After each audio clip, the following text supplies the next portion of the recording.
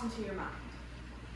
Friday night lights, frilly bows that have sparkles and diamonds all over them, the white shoes you always see us, except they don't really last and look this nice white for very long. What if I told you that besides there being the crowd-leading cheerleading, there was a world of competitive cheer, or as it's also known as, all-star cheer?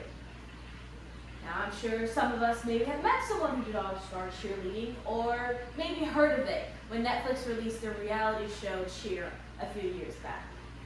Now, being a competitive cheerleader myself in high school, it always frustrated me when people would make fun of or try to argue with cheerleaders because there can't be that many winners of nationals and worlds. Not all of you can be winners.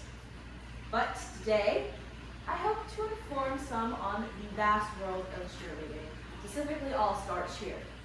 I'll be going over the basics, then jumping into the stunts category, tumbling, jumps, and dance. Now, I'm just going to go over some basics so that later on you can understand some of the finer details. Let's go into the positions of cheerleading. There is a flyer, which is the person who's usually being held in the air or thrown in the air.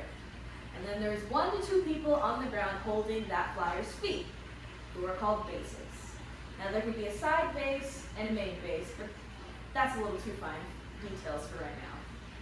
Now, there can be someone in the back who focuses on holding the flyer's ankles, who are called back spots, which was my position. Now that we've seen some of the positions and the terminology, I also want to go into the division levels. Now, there's 2 main divisions of just co-ed, which is when you have boys and girls on the team, and all girls. Now, within those divisions, there are different levels based on difficulty. USA Cheer defines there being 6 different levels.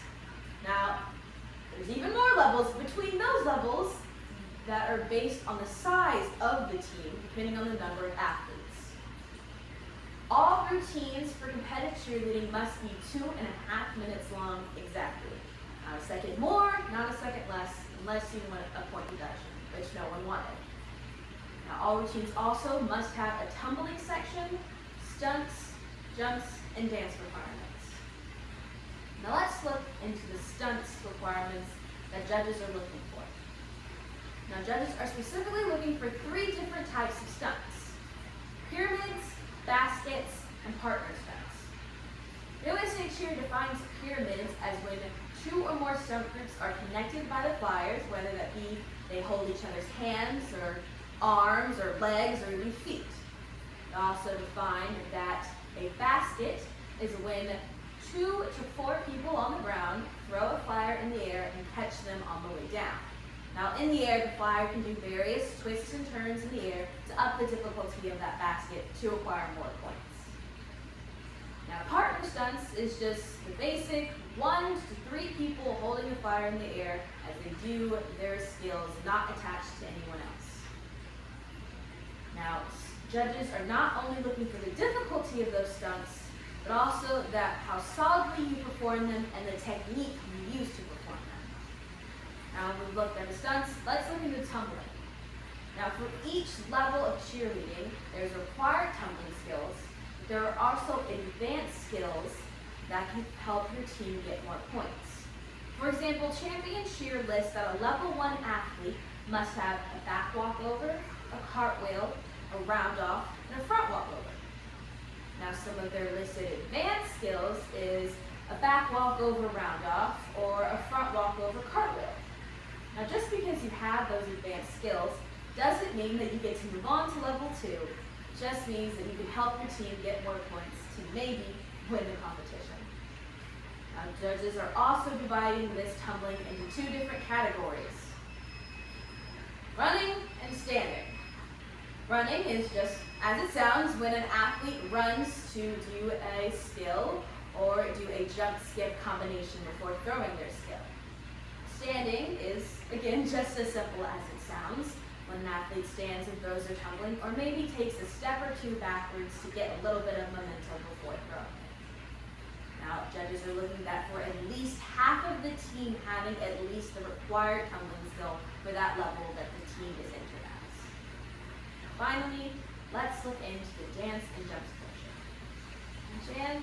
Dance portion is a bit complex and vague to explain the requirements because judges are looking not only for a certain skill, but instead they're looking for the creativity of the choreography, the energy of the athletes, the synchronization of the moves, and even does the choreography use good space of the floor?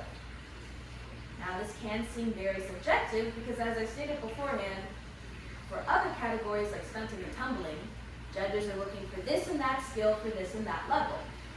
But with dance, it gives choreographers the opportunity to really explore and be creative and blow the judges away. Now jumps are a bit more clear-cut than dances. There are different possible combinations of cheer jumps. There is a toe touch, which is just a straddle in the air, which is faced forward.